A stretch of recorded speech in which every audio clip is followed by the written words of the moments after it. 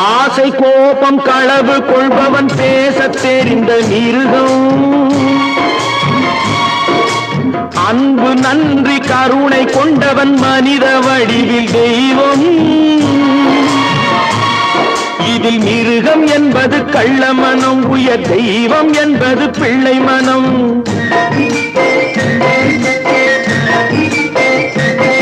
இந்த 6 கட்டளை அறிந்த மனது ஆண்டவன் வாழும் வெள்ளை மனம், ஆண்டவன் வாழும் வெள்ளை மனம்.